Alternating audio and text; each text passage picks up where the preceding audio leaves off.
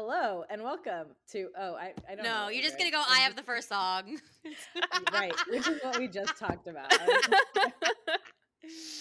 So 1989 Yes, came out before yes. Reputation. Just making sure we're all ready. I was like, we have a guest. She's talking. We're not doing an intro. Okay, got it. Okay. Welcome to AP Taylor Swift, the podcast for Swifties with English degrees or those who just like to overanalyze everything. I'm Jody. I'm Jen.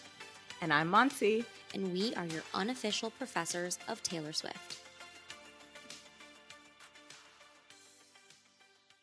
Hello and welcome to another episode of AP Taylor Swift. This week we are diving into an incredibly fun topic. We will be discussing songs that have to do with style.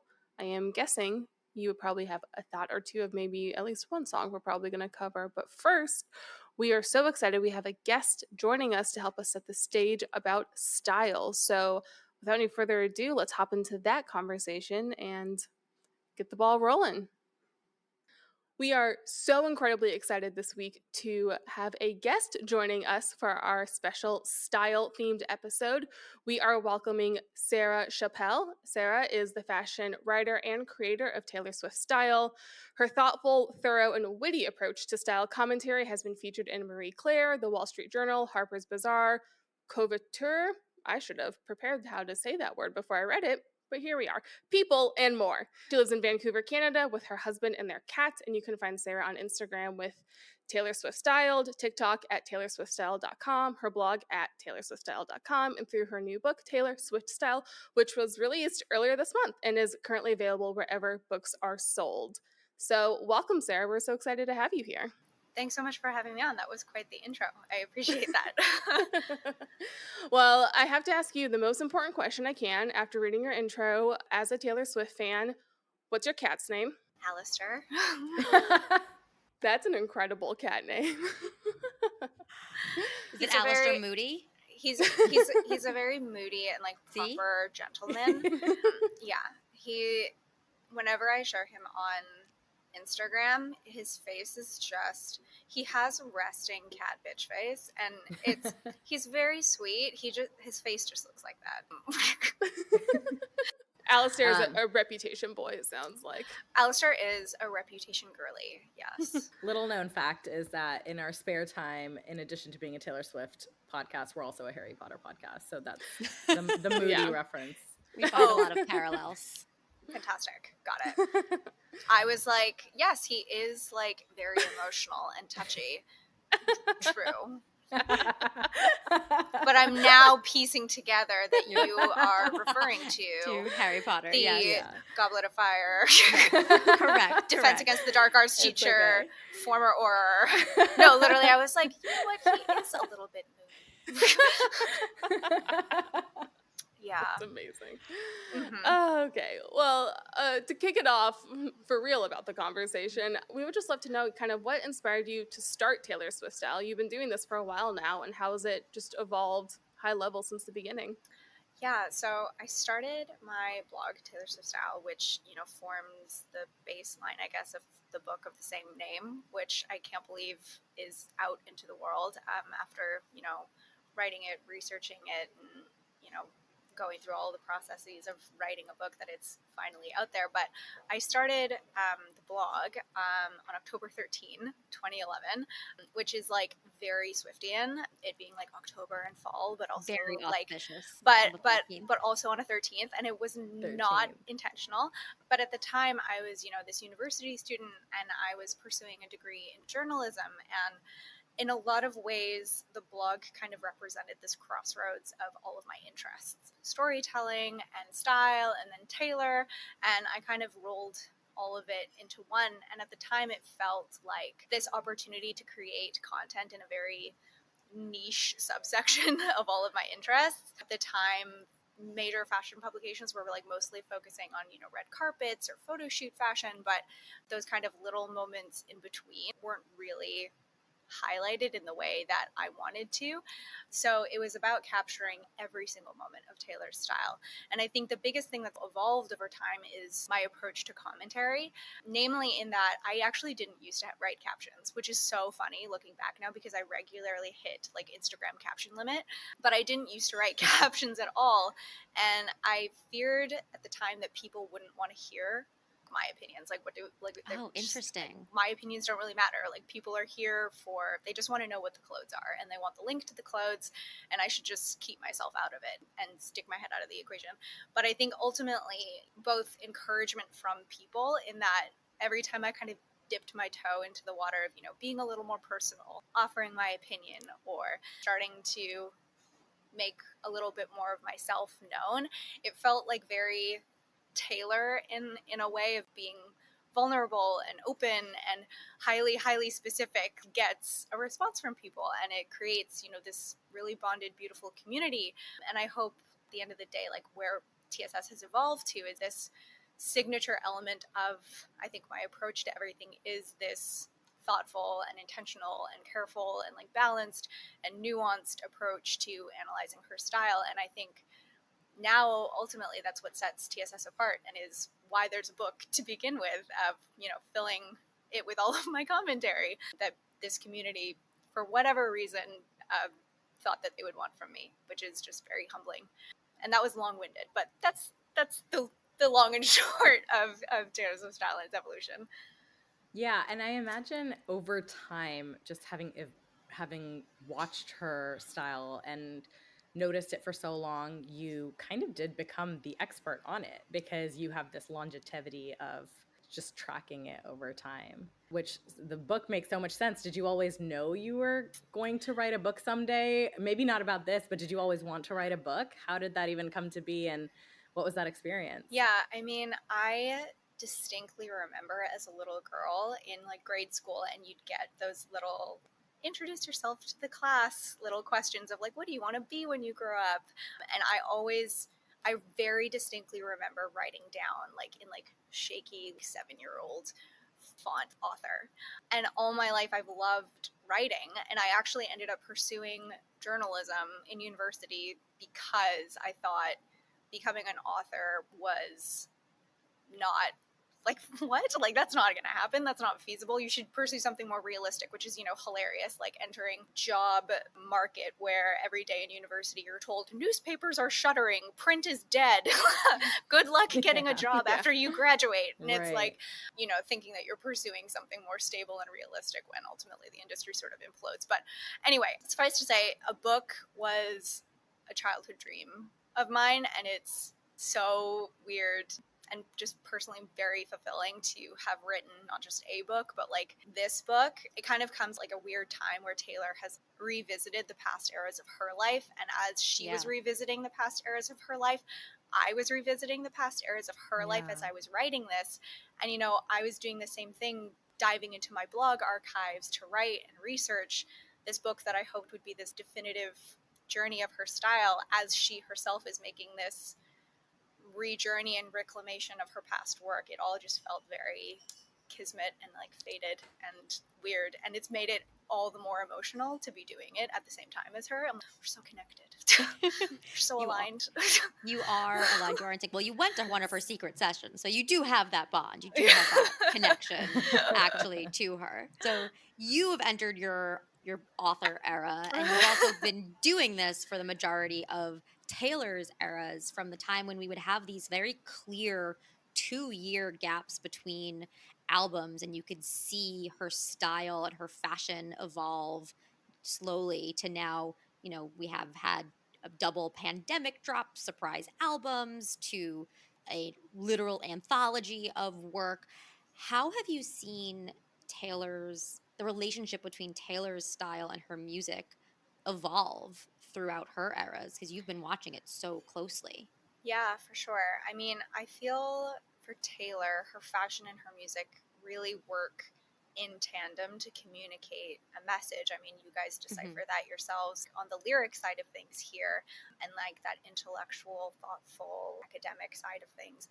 So there's no one who's more familiar with the fact that she's, this generation's most prolific songwriter. And Mhm. I think that most of us as a fandom have connected with her music and her art and her lyrics and like these confessional, emotional songs about her life. But I have always said and believed that her style is actually the other half of that intentional and intellectual and thoughtful story. Her style is this visual half that iconifies every era, and it makes for moments that are memorable. I mean, I can think about when somebody says "Speak Now" era, the images that like flood through my mind. You're thinking purple chiffon halter dress with the fireworks going off behind her, Oh, yes. And like the curls. and the curls with the little ponytail and the 13 on the hand, and all of these things are intentional pieces of her iconography that are connected to her music, and they're providing this visual part in your brain to connect those fashion moments with her music. And I think she's absolutely still using her style with this intention of creating these visually distinct stages in her life. And I think that ultimately the vehicle for her getting her message across has just become more considered and strategic and careful and owned. And I think the way we've seen her use the Eras Tour as this vehicle for announcing new Taylor's versions or debuting music videos, like it's interesting how the bigger her world has become in terms of fandom and explosion of popularity, the sort of more controlled and insular and careful and choosy and intentional her delivery of art has become. Have you guys noticed that? Yeah, we're actually also all marketers in our day job, and so we've talked a few times about how she's really harnessed it to use it almost like branding Yeah, for 100%. for every step, but then also the macro. It's pretty cool. And also how it's evolved. Like we talk a lot about how for Red, Red has become this iconic fall album, but when you actually look at the initial rollout of Red, there was some schoolish style with the Oxfords and whatnot and the Letterman jacket, but it wasn't fully fall until the re-release where she went full on fall. And then for 1989, she kind of changed the vibes. 1989, the original was very New York City. We had all of the images of her in the crop top sets, and the visuals were her on the Empire State Building. Yet I'm looking at the cover now of the re-release. It was very beachy. It was much softer. And so it's interesting to see how even she maintained some of the visual identity of each era in the re-releases, but also evolved it a little bit. 100%. I think that's one of my favorite things about the re-record is not just the songs themselves, but how she's reinterpreting and modernizing and tweaking the visuals to still be recognizably her and recognizable to that era. Absolutely. But there's sort of a new touch to it that feels cognizant and aware of like this is the woman and the person and the artist that she is in this current day and age, like looking back on that time. I love the transformation between 1989 Taylor's version and the original 1989 because there's just this sense of like ease and letting off the gas pedal and joy and like freedom. The birds on the back of the cover, like the way that like her eyes are like relatively undone and the red lip feels just like a little bit messier and her hair is messy and the clothes are like a tank top and jean shorts. And the original 1999 era was like very regimented, very polished, very glossy, very New clean, York. Yeah. very New York. I'm a New York girly now. everything is just so. Everything has to be perfect. Precision. Everything has to be polished and veneered. And like there was a sense of, oh, baby girl, oh, your early mid-20s of like trying so hard, like trying so hard. We and all then, relate. Yeah, like completely. Like I look on that time and I mean, I couldn't see it then, but I see it now of this young girl just trying so fucking hard to be perfect and to like project this image of perfection. And then 1989 Taylor's version is like, I don't fucking care. I made got it. this. Like, I'm already in pop. Yeah. I don't yeah, need like to I've got prove this. myself. Yeah, I'm completely. the queen of pop. Literally. And she like made it. And yeah. I know that a lot of people were like, why are we at the beach? but to me, I'm like, no, it makes perfect sense. There's beaches in New York. Like, there are beaches in New York. Coney Island. She sings about them. Exactly. And I'm like, I saw it and I was like, this makes perfect sense. This makes perfect sense. Do you know? I love it. Yeah, something we have kind of talked about a little bit from the lyric side is, you know, with that she's changing, she's doing Taylor's version. There's everything is so she's developed, she's done all these different genres, but there's something that is core to being a Taylor song, to being a Taylor album. And in the world of literature, we talk about the concept of voice. The example I always used to use with my students was Dr. Seuss. If you heard a Dr. Seuss line outside of context, you'd be like, oh, that's Dr. Seuss, or that feels like Dr. Seuss. You recognize that voice. And Taylor has that lyrically and musically. There's something about her music that you just recognize it as, oh, that's Taylor. Not just the sound of her voice, but the way she approaches her art. Do you see that to be true in her style as well as she's changed her style? Is there any style element that has been really consistent for her? And like, what does that look like for Taylor's style? I definitely think Taylor has a consistent musical and stylistic voice. I think her fashion is always something that's been rooted in something that is unabashedly, traditionally, if we want to describe it as feminine. And that I think even, you know, in her quote unquote darkest days, like a la Reputation, she was still leaning very heavily into things that are recognizably her, sequins and skirts. And I think at the time she was just dressing up her image with a little bit of snake venom injected, a little bit of camo, a little bit of distressing. But like when you looked at the core DNA of what it was that she was wearing, it was still very recognizably Taylor. There was just a new color palette kind of added to it. I also think that a thing about Taylor's fashion that a lot of people have talked about, especially as of late this year, is there's always an element, especially in her candid fashion, of something being a little wrong. Something being... She's critiqued for it quite often. Yeah, and I mean, I find it charming. Because, like, I think that is just, like, I look at it and I'm like, yeah, she chose those shoes. We've all chosen those shoes. Yeah. Like, that's just, like, this element of her that I feel is just very her. I'm like, yeah, it's just something a tiny bit out of place. Something a little bit quirky, something, like, thrown in that's a little bit weird or off. But, like, I mean, the weird shoe theory is something that I think is, like, even permeated fashion trends now. As always, Taylor is just ahead of the trends. She just doesn't know it yet. Or just, she's just setting so many of the trends. As you were talking, I was thinking about the fact that when the Eras tour was announced, the fact that it was for all of her albums, it could have been like the look or like what to wear. It could have been anything. And everybody kind of landed on the same kinds of outfits. Like people did represent different kinds of eras, but you're so right. Everyone knew sequins had to be it.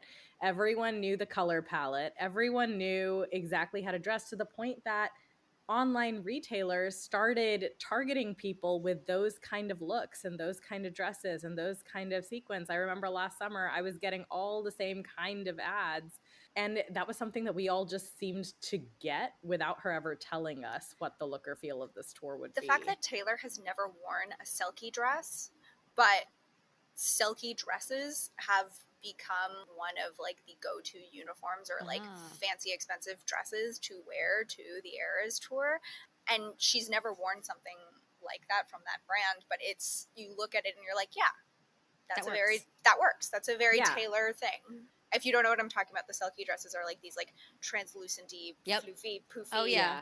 Targeted with them on Instagram and all the time. I'm describing for the listeners, for the viewers. If you are unfamiliar with Selkie, they're like these like translucent, ribbony, poofy, cupcake, frilly, fluffy. We will tag them in the show notes so everybody can also buy them and experience and get them retargeted on Instagram with these as well. Selkie. Your phone is listening. I really liked what you said about the like shoes, like, oh, she chose those shoes. I think there's something there. This is really off the top of my head, so I may not put it fully together well, but there seems to be something that's so core to Taylor that she will never 100% outsource anything that has to do with her look, her art, or anything she does. Of sure, she'll have co-writers, but she's a writer on every song.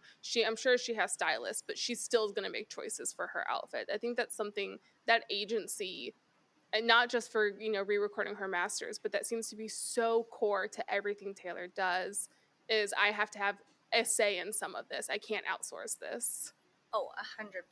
I so agree. And that's such an important and vital word of, agency. And I think in my book, Taylor Swift Style, I think a big thing that I touch on is the fact that at the end of the day, Taylor Swift has always been in the driver's seat of who Taylor Swift is and how Taylor Swift is going to appear to the public in her art, in media, in visuals, in her style, and she's always had a very strong vision. It's funny how I think we've all read any number of interviews from the co-writer side of, like Liz Rose basically saying, like, I was just there to act as editor. Like, I was just there to pare her down. I was just there to polish and to clean up and to tighten.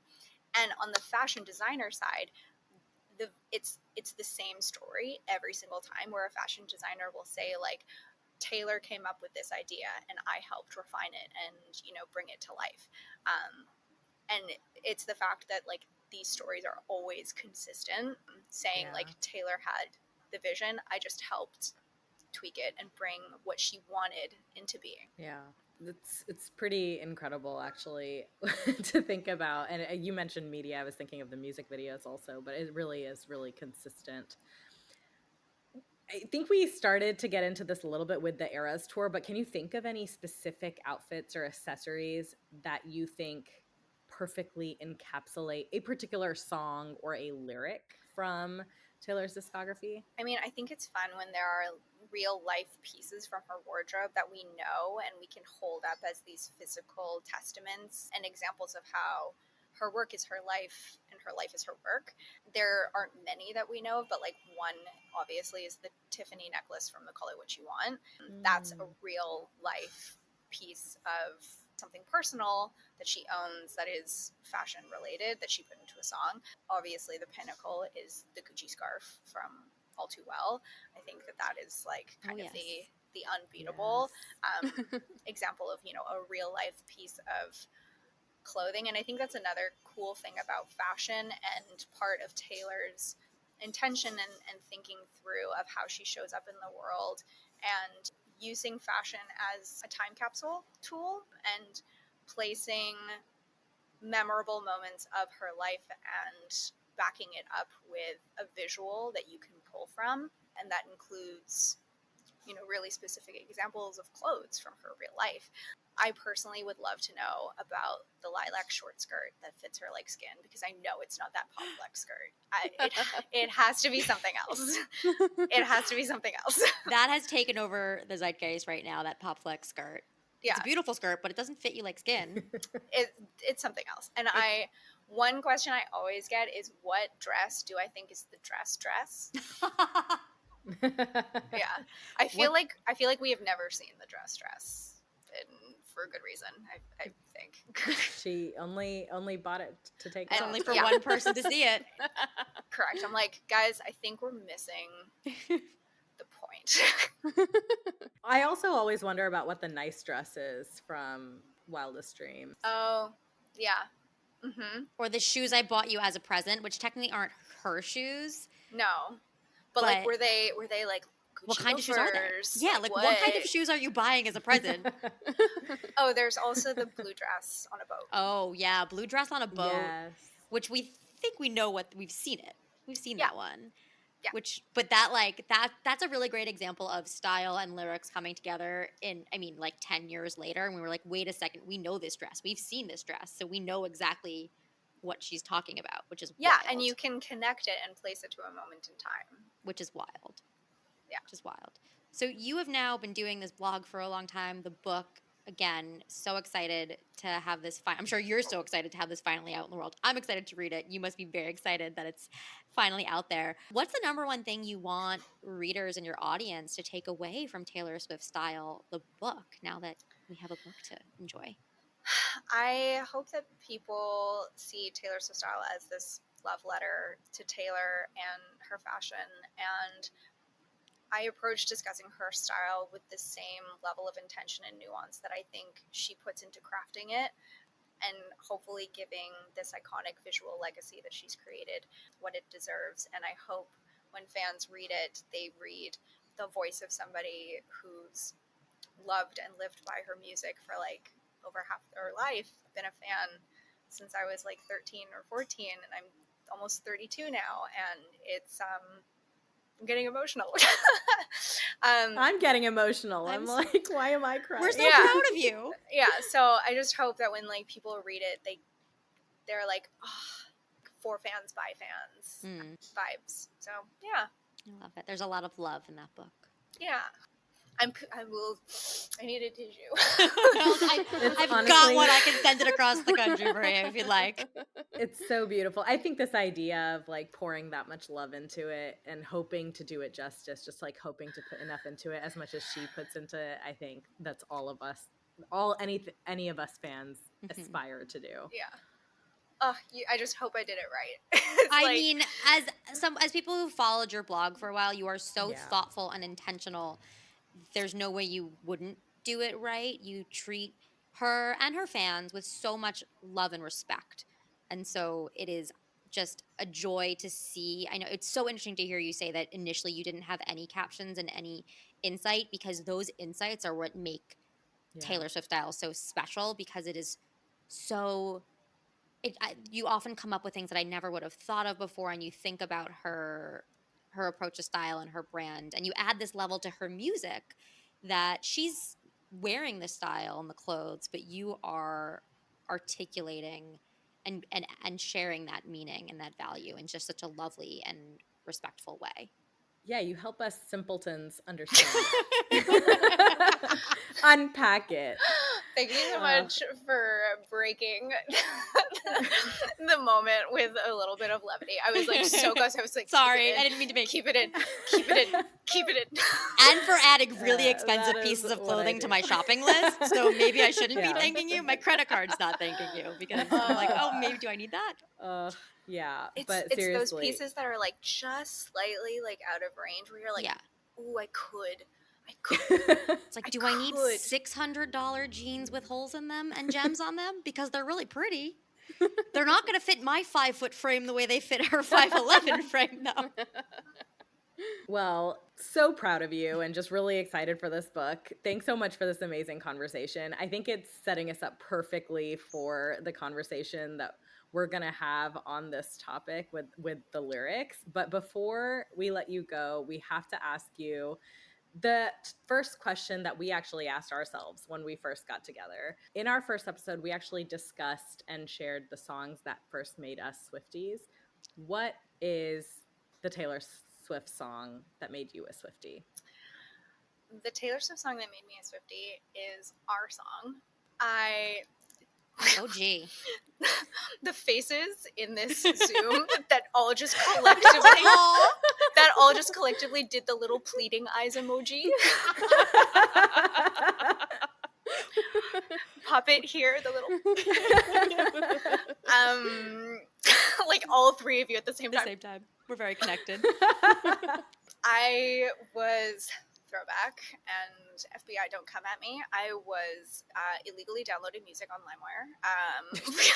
As we all did. Who wasn't? And I went through the country music section, and in between downloading the latest like Tim McGraw and like Rascal Flatts, I was like, a song called Our Song. That's weird. And I downloaded it, and that was it. It was 13 years later, you have a book. Yeah. And it was just, this simple idea of having all of the puppy dog feels about somebody, and you're looking over at them in the passenger seat, and you want to write down memories from your perspective that matter and that are of value and that personify this teenage girl existence that you don't see talked about, and so you fucking do it yourself. And that was it. And my favorite Taylor song of all time is off of that album, Tim McGraw, Forever.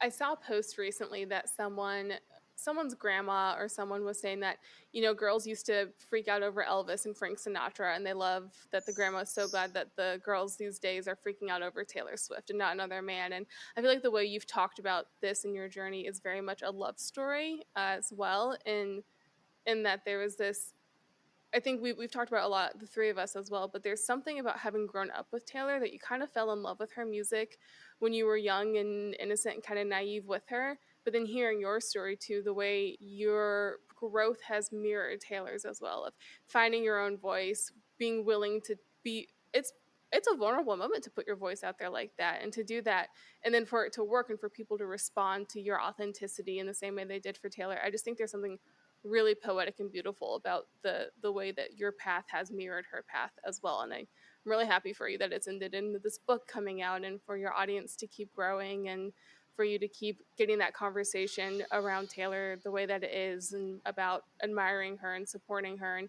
not that she's perfect, but we're not critiquing her body size or any of that nonsense that fashion was doing for so long. I just think it's really something really beautiful about that parallel there for you too. Somebody make a joke, like, now. Congrats! Sorry, that's Where are the usually- cats?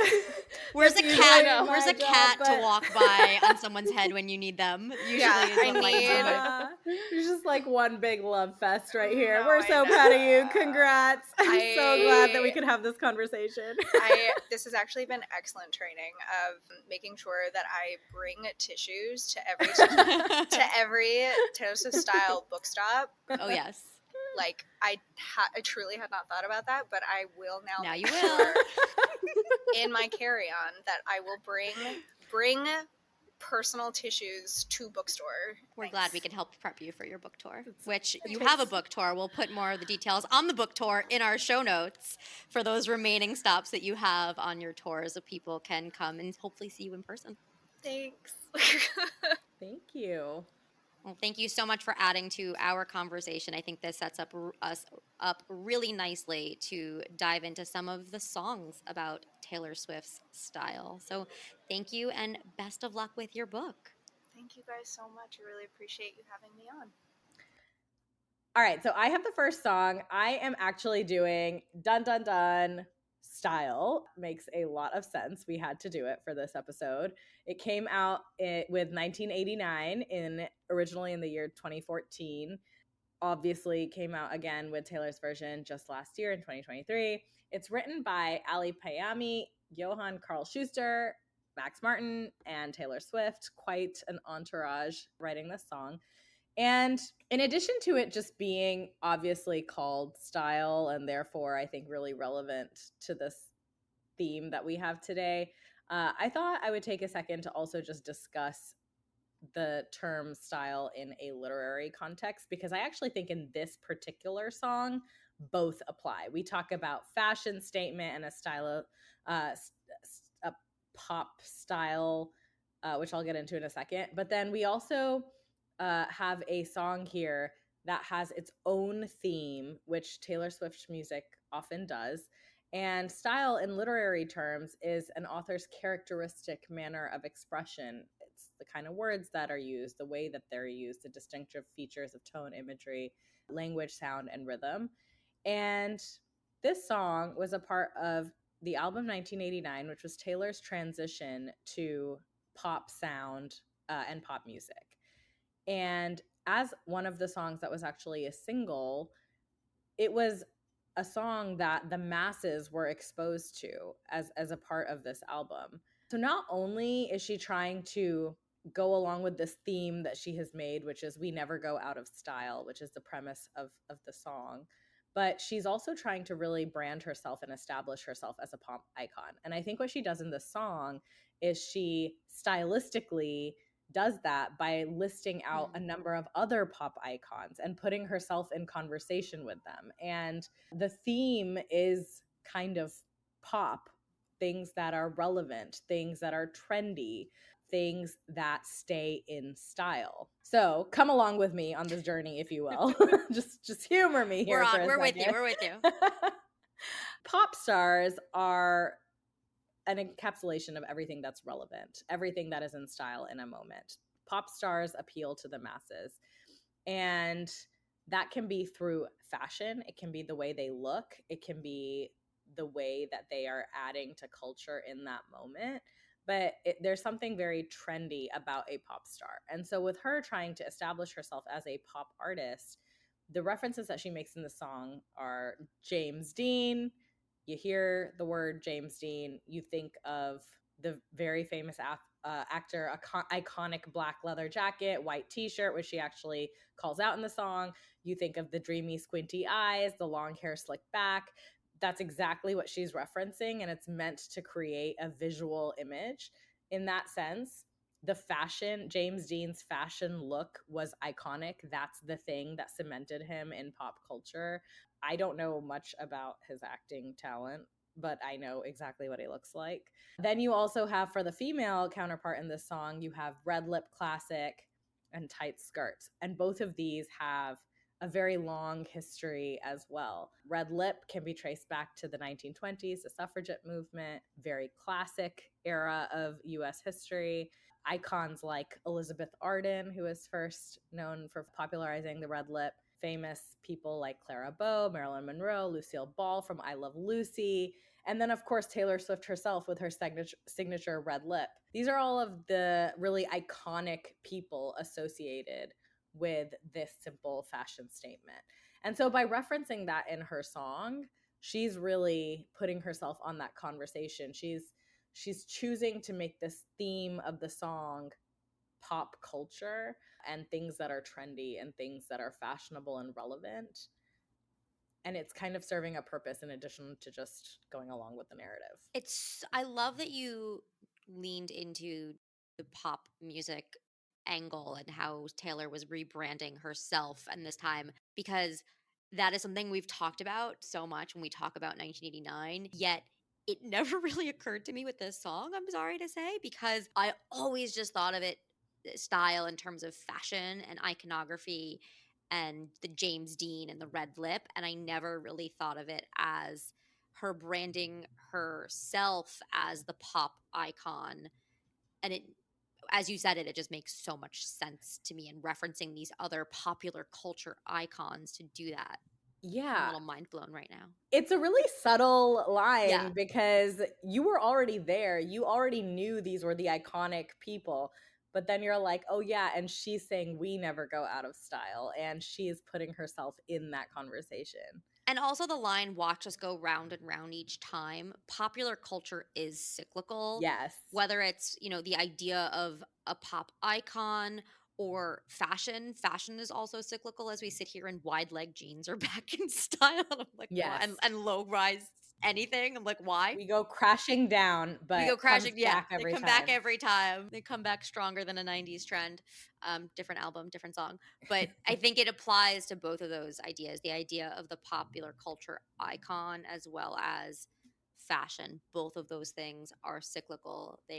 People come in and out of fame, and clothing comes in and out of style. And why I started with the literary meaning definition of style actually is important here, because she often does this where she picks a theme. She's like, I want to write a song about blah. And then she finds the right words that go with that theme. And that becomes the entire style of the song. And I think in this song in particular, you kind of have, it's like a play on words, but it's like you have style, the fashion sense. She lists out these major fashion icon moments throughout history that have a lot of baggage associated with them.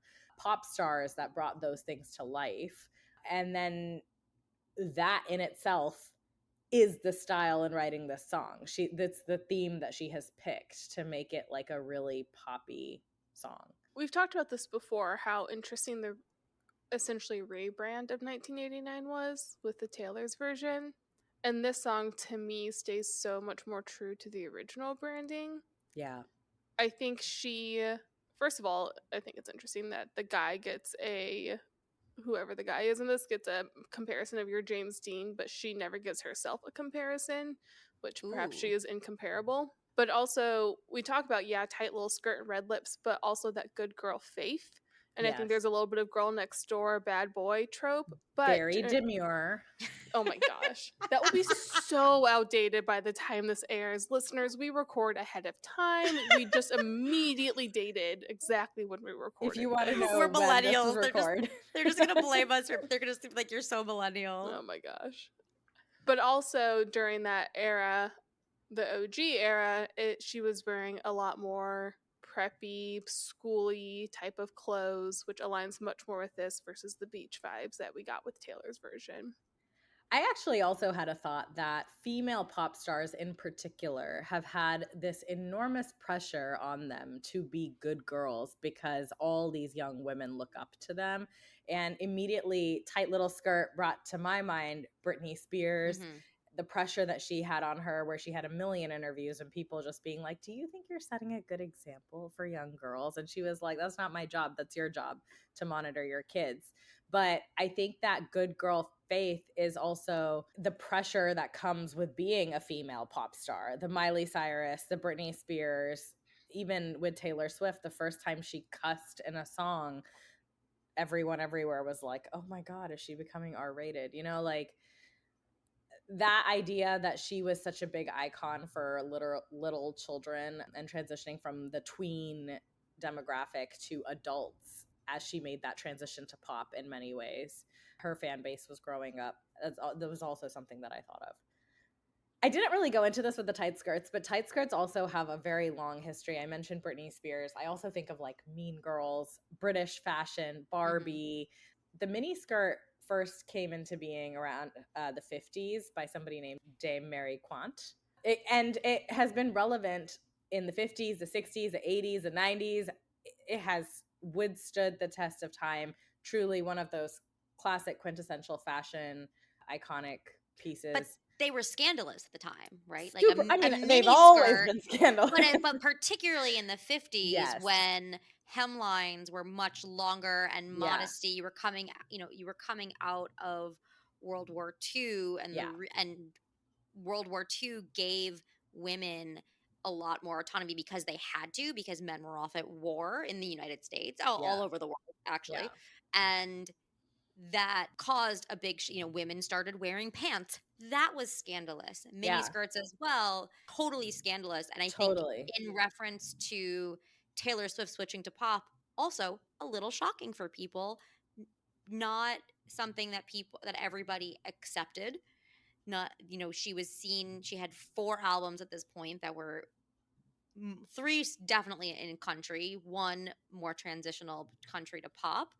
But again, shocking. And she was using this, to your point, to what you said, Monty, she used this album to rebrand and reposition herself. And the miniskirt also was like a rebranding and repositioning of women in the 1950s. Yeah. And the 60s in particular. And talk about a thing that was so novel when it first came about in the 50s, like sent shockwaves in culture, but never really went out of style. And I think that's another one of those things, is that it is classic, it's iconic, it never really goes out of style, and it comes back, and it's a statement whenever you wear it, whenever you see it in pop culture. And so for Taylor Swift to choose that as her look in it of itself, she's picking something that is both controversial and out there and a total new look for her, and yet as classic as time for women, the modern woman. Pair that with a red lip, which is also just a statement of the suffragette movement, something very bold, something very also classic. I mean, that is another way of saying, like, I'm a woman now. Little girl with the glossy lip gloss, like light pink lip gloss, is gone. We got a bold red lip here with a mini skirt. Like, she's grown up. She's classic. She's putting herself in conversation with the pop icons that have come before her. Well, if we want to talk about bold and controversial, we started actually comparatively tame to where the rest of the conversation is going to go. I think we're going to keep escalating. I think this is going to be another episode where we kind of, the order works and the selection works. I mean, it's just as she gets older, she gets Yeah, bolder, that's- right? Older and bolder. Like a Well, good wine. If Monzi's song was quite obvious for an episode on style, mine is probably the second most obvious. I am going to talk about Dress, which came out in 2017 on Reputation. Again, we record early. Is Rep TV out at the moment you're listening to this? Who knows? Did we say that when we recorded like 4 months ago? We did. We've said that for a year. We have said this for a full year of recording. And so we're not alone. Everyone's right there with us. My favorite is when one of us in our Slack is like, guys, I really think this theory's good. It's always me. I don't think anybody else. It's one of the reasons I'm glad we don't do theories and shit on this podcast, because open mouth, insert foot every time. I was all in on whatever her final concert was in South America before she took the break. I was very sold on that theory. Anyways, moving on. I've gone all in on the karma theory, just for the record. You you're have a gone karma all in on that. truther? She is I'm a karma truther. Wow. Anyway, that's for a special bonus episode that we will never do. Anyways. So Dress came out in 2017, Reputation, written by Taylor Swift and Jack Antonoff. If we're talking about style, this is a whole song about a dress. And that's it. There you go. That's my segment. Or is it? Or is it about a dress?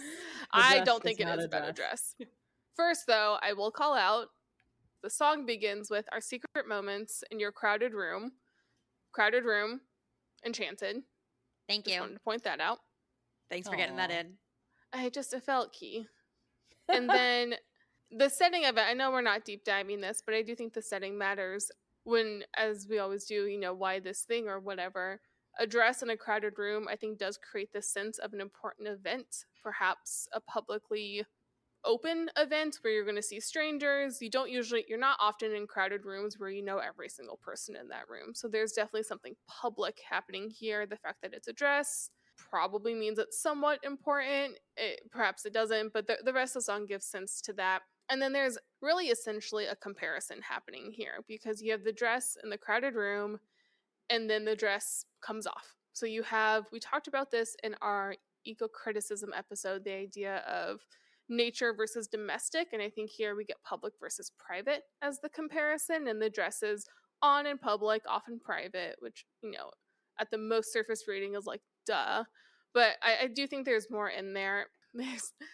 I did a quick Google. I usually Google the songs just to see, like, is there some sort of common conversation around the song, like just kind of knowing what people are saying. And this song, everyone was saying, is this her most sensual song at the time that it came out? We have other albums since then. And it's always funny to me because it certainly is sensual in that there's an idea of, frankly, seduction happening. I only put this dress on so you could take it off. But I also think that public and private is really key.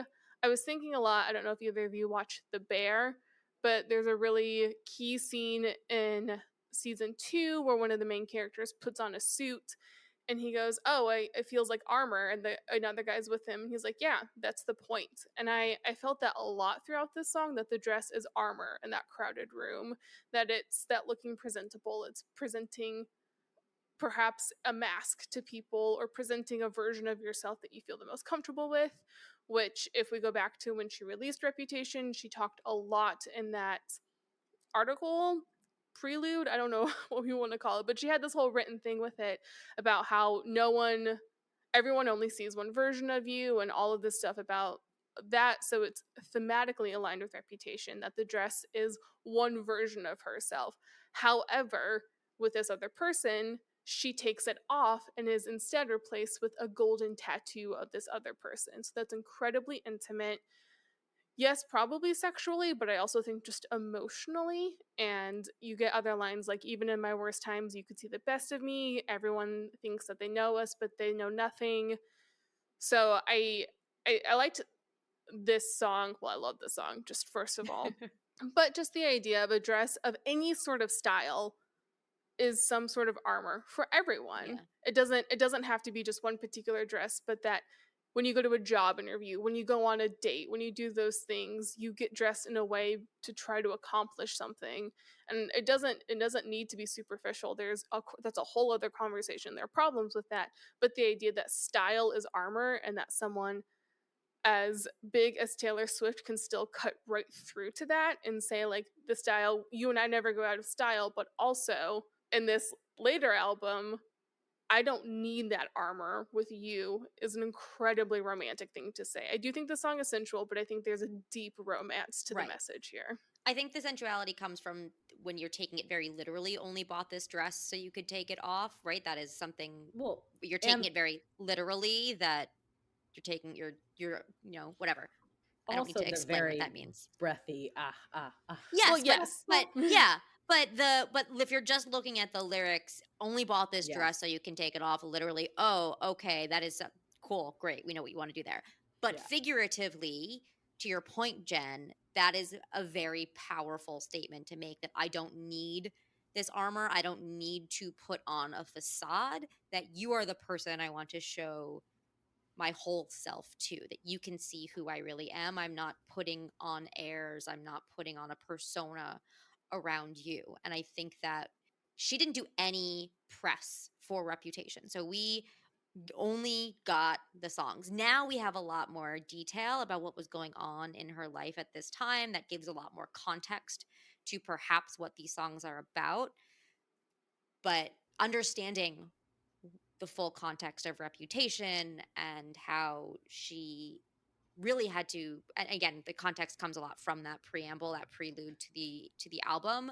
The public versus private persona makes a lot of sense here, and it gives the idea of the dress so much more weight than just it being a dress, similar to how in Style, Monsi, your point around style being both fashion but also identity and pop culture gave that song also a different level of meaning. It gave it a deeper meaning.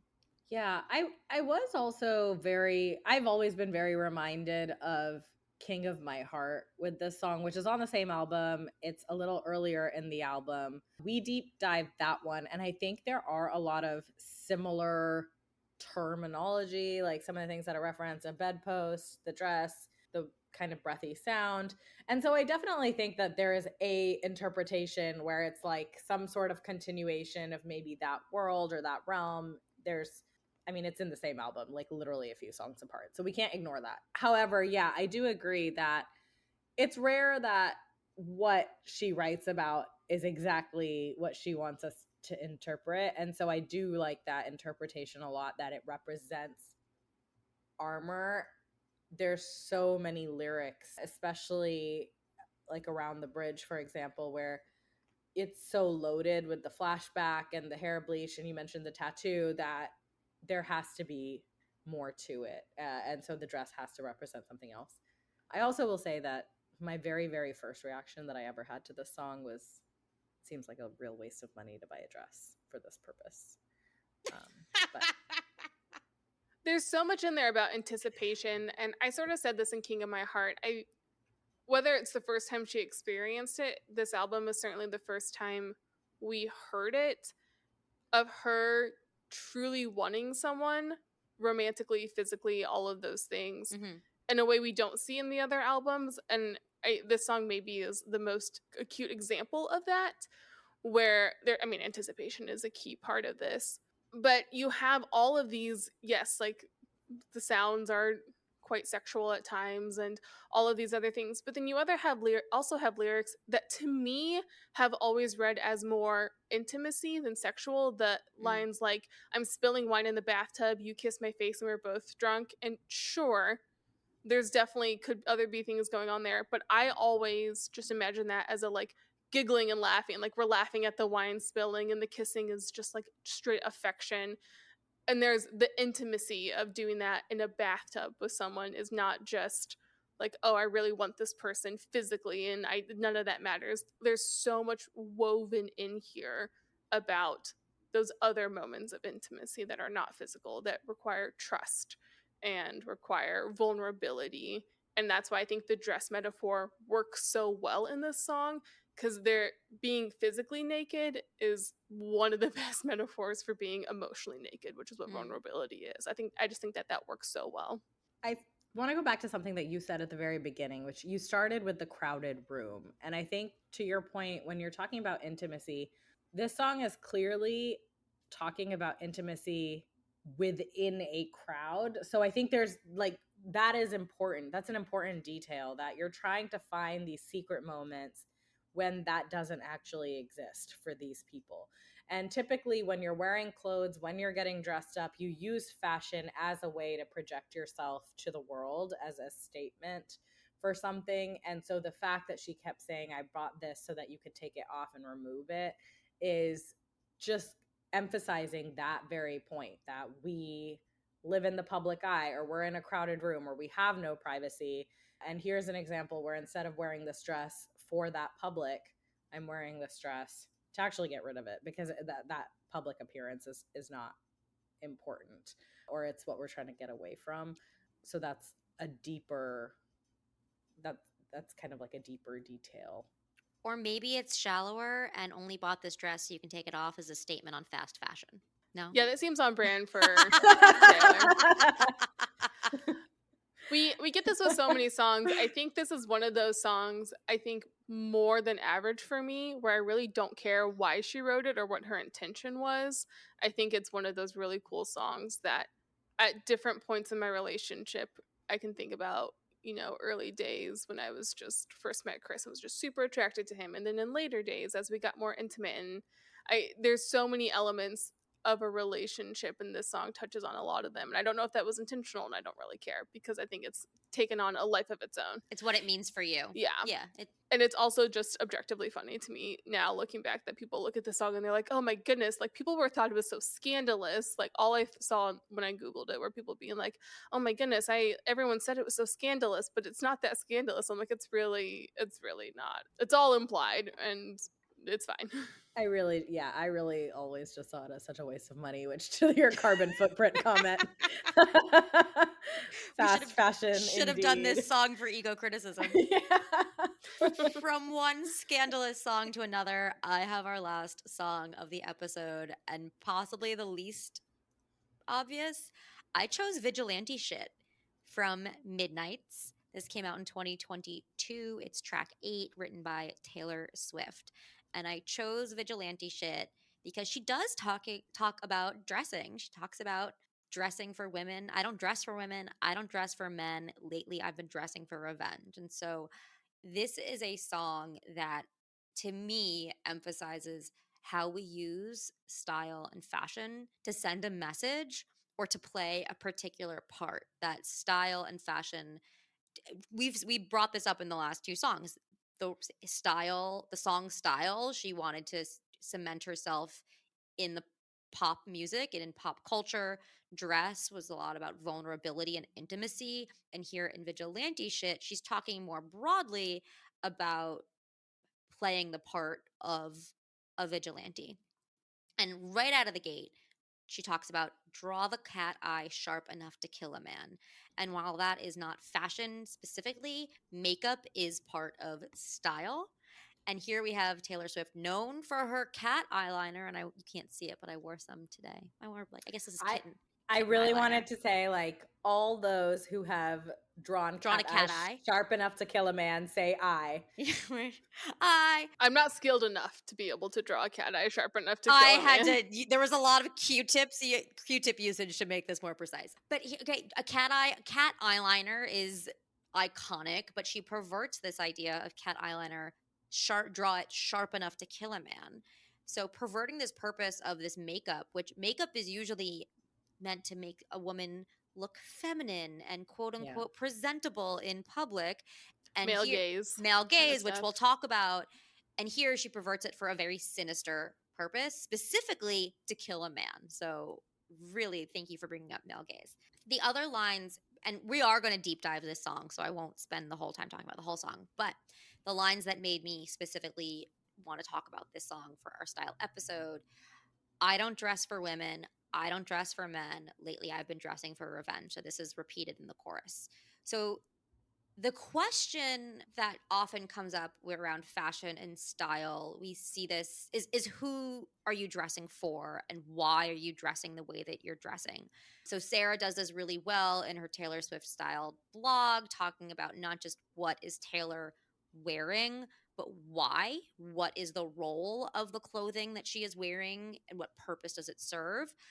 Elizabeth Holmes, not of the tech startup Elizabeth Holmes, but journalist Elizabeth Holmes of So Many Thoughts, has a wonderful blog on the role of royal fashion. And she also talks about fashion and politics. And fashion is used to send a specific message.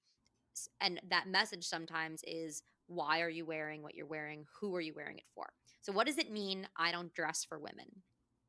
When I hear that, I think of Man Repeller. Did either of you ever read the blog The Man Repeller? This is like No. this was an early 2010 street style blog, Leandra Medine Cohen, and this blog focused on fashion that was considered off-putting to men, and she didn't care. She didn't give a shit. I can say shit because the title is Vigilante Shit, so I'm just going to keep cursing. She didn't give a shit because the fashion wasn't about men. It was about wearing what you as a woman wanted to wear. It didn't matter if it literally repelled men. So dressing for women, though, isn't necessarily dressing for yourself. It's often about dressing potentially for social recognition, dressing to be part of the in crowd. I think a lot about Mean Girls. Like on Wednesdays, we wear pink.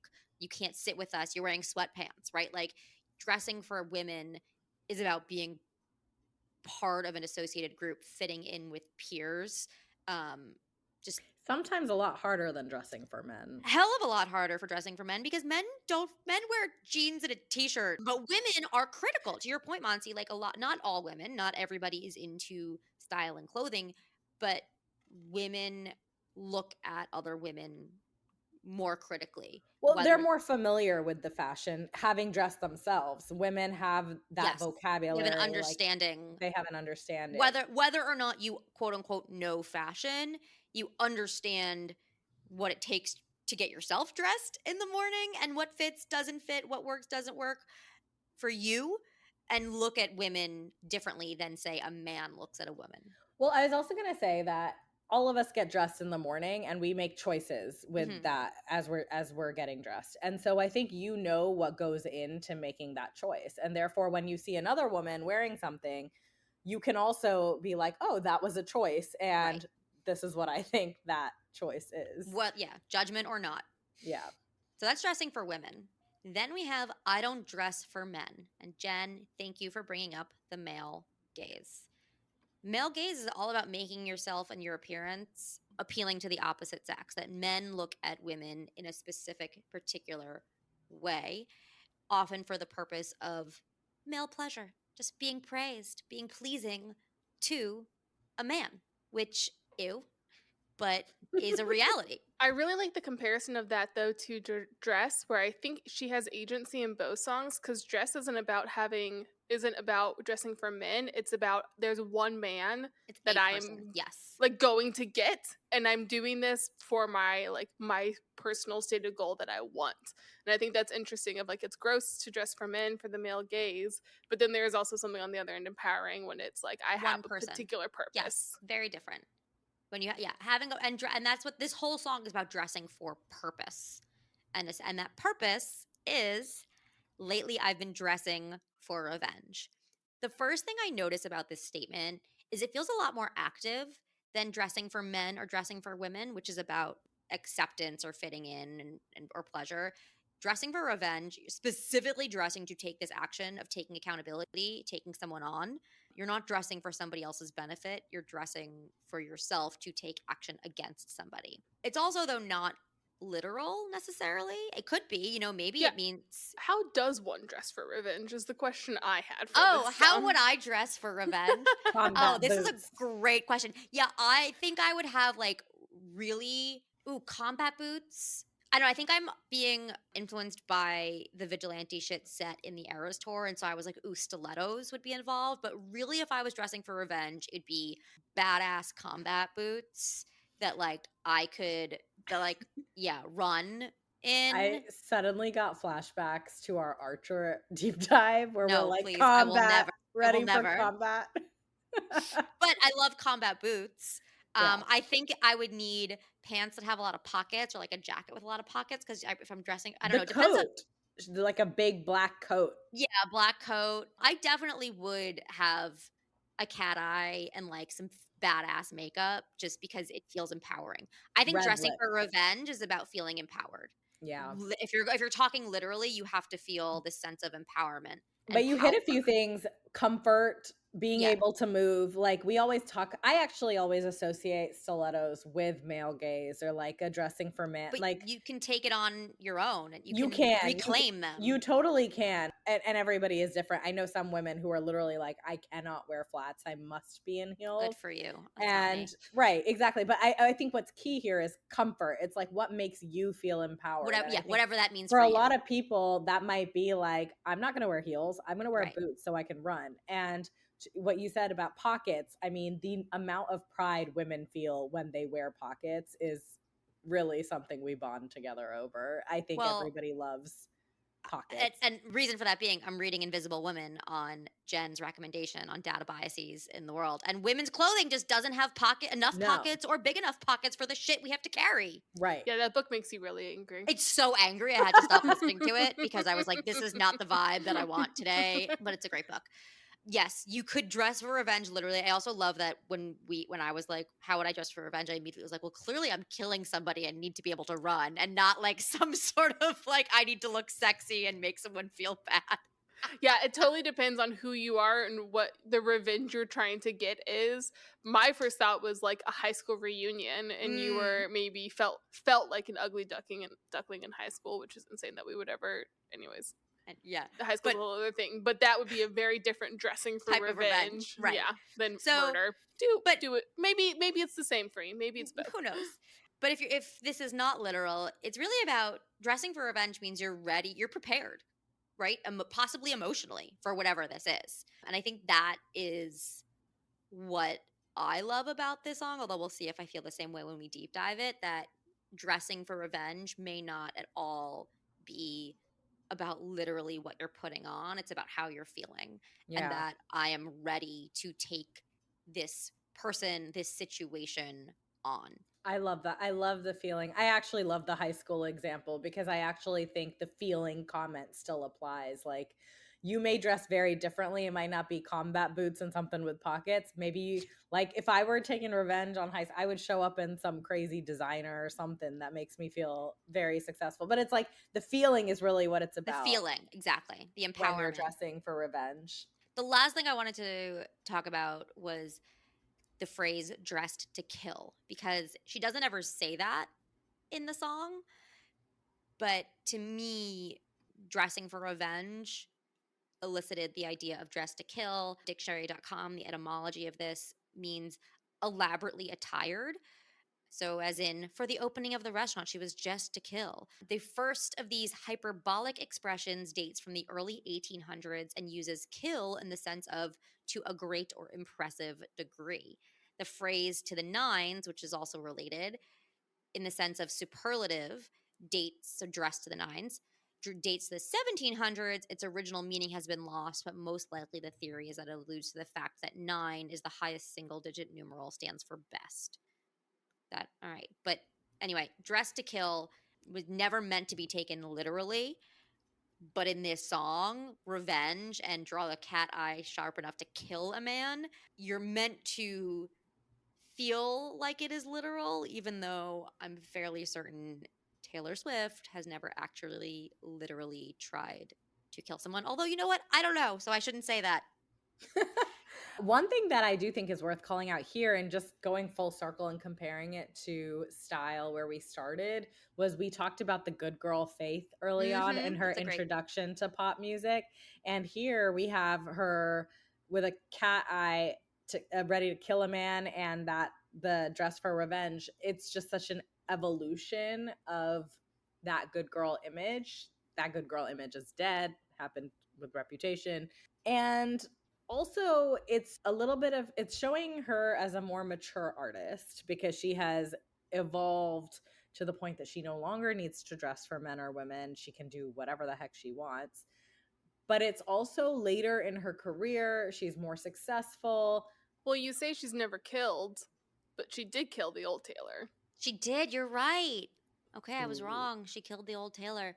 The other line that I didn't bring up here, which she doesn't dress for, I don't dress for friends, which I think is another really important line here. It's similar to the I don't dress for women. I'm probably saying that because I'm assuming by friends she means female friends, but it's similar, and it's also similar to the comparison around Mean Girls, but maybe it also means like I don't dress to fit in.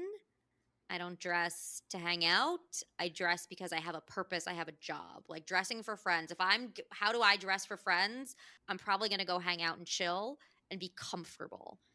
And so you're comparing dressing for men, for women, for friends, and that is distinctly different from dressing for revenge. I'm trying to think of in pop culture when you see the cat eye, and it, by the name of it, it is an edgier look.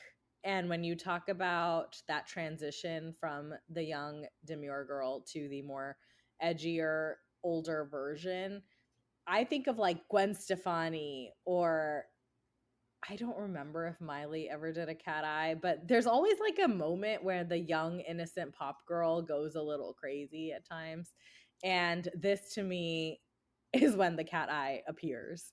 And here also the mention of cat eye instantly throws Taylor in edgy realm. The reason I'm thinking of combat boots, the reason I'm thinking is definitely like the word revenge, but also it just starts off that way from the beginning of the song. You're like, oh, badass. Well, a little history on cat eyeliner thanks to Vogue India. They call it sultry, feline inspired. It actually origin from Egypt, dates back to ancient Egypt from 3100 BC, made popular by Nefertiti and Cleopatra. So Queens. queens, literal queens, very powerful Yeah. look. And then it reemerged in the 1920s with French entertainer Josephine Baker, who wore it Ooh. during her very like exotic, intoxicating dances. It was often at that time paired with very skinny eyebrows. And then it came about even more popularly in the 1950s and 60s. Hedy Lamarr, Marilyn Monroe, Ava Gardner, Audrey Hepburn. So going back Really to kind of style. mature women, right? Like no young girl kind of innocent experience. No, I mean, don't quote me on this, but I think younger teenagers, sexualizing teenagers really came about in the 90s, sadly. I don't Yeah. I don't have specific I haven't done a whole history on that, but at least Yeah. from what I can recollect on popular culture, yeah, you're most likely going to see this on more adult women earlier in the century. Here we go. By the time the 2000s rolled around, the cat eye was divided into two camps. Amy Winehouse, Yeah. love it, took a classic look, very heavy-handed. Also notes we've mentioned her on the podcast before, Lauren Conrad from Laguna Beach, who went for a more subtle cat eyeliner. So yeah, the cat eyeliner, I mean, cat eye has a history of a connection to very powerful women going all the way back to Nefertiti and Cleopatra. Yeah, it's just a bold choice. It's not the It's iconic. It's an iconic choice. It's iconic, but I wouldn't necessarily put it as elegant. It would be more like ba-bam. It has a purpose. Yeah. It was And my entire look when I was a teenager. I still do it. And I think for me, this whole, what we learned from not just Vigilante Shit, but it's emphasized in Vigilante Shit, but we saw it in style and in dress, is that fashion, clothes, style tell a story. And we know that Taylor is telling a story and a persona with her music. She does that with her fashion as well. In each album and era, she uses and dresses for the era before and during to really embody the era. And in Vigilante Shit, we have her really talking about how she dresses for a specific purpose and not for anybody else, but for for her own purpose. And so I think that was what I think this song kind of put a button on the other songs that we were all talking about today. Well, for more on Vigilante Shit, we are going to deep dive this in the next episode. So thanks for listening today, and join us next week as we deep dive vigilante shit right here on AP Taylor Swift. That is all we have for you today on AP Taylor Swift. Be sure to rate and review us on your favorite podcast app. Follow us at AP Taylor Swift on all social channels to stay up to date. And join us next time as we overanalyze the next Taylor Swift song on AP Taylor Swift.